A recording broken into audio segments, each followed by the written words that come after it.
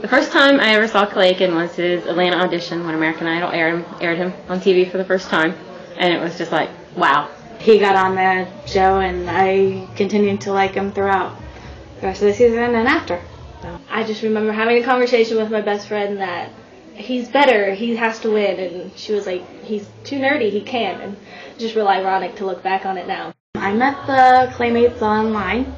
I just went in Yahoo and did a search for Clay Aiken and found that there are millions of groups out there already, and I signed up under a couple of them, formed friendships online, and just like kept emailing the individual people that I made the friendships with. It'll be whatever you call her. I can't remember anything of my nickname or my name. L, that's me. That's you. Someone came up with the idea when a bunch of fans met in Arizona, mentioned that it would be neat to have like an international CD release party, and it just kind of spread on the internet, and pretty soon he started a website called redhottopic.com.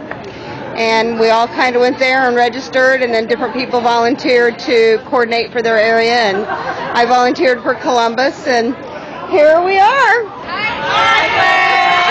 Everybody, it's wonderful to be able to come and sit down in a group and talk about an individual that you believe so strongly in, and not have your family roll their eyes and think you're crazy. Where is your husband tonight? At home. He encouraged me to come without him. Now, 19-year-old daughter, so what do you think of your mom? You think she's crazy, or? Sometimes, cause I don't know, some people think maybe she goes overboard, but I guess it's no worse than little kids with NSYNC. It's no worse than that. The younger ones kind of go, please. You know, they just think that it's kind of silly. And I don't. I'm just having a good time.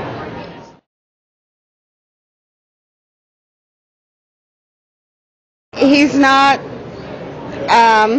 the hip-hop rap crap that we're sick of. It's somebody who's fresh. It reminds us of good, clean music, and that's what we want to hear. I really believe he tries to make the right decisions and be good, and that's great. You know, I've got an 8-year-old. I want to, share music with her. She comes home from school and sees the Pepsi commercial and goes, oh, that's Britney Spears. I have no idea she actually knows who that is. I don't want her to know who that is at 8 years old. I don't want her to know who Christina Aguilera is at 8 years old. I don't want her to know Justin Timberlake and Backstreet Boys at 8 years old.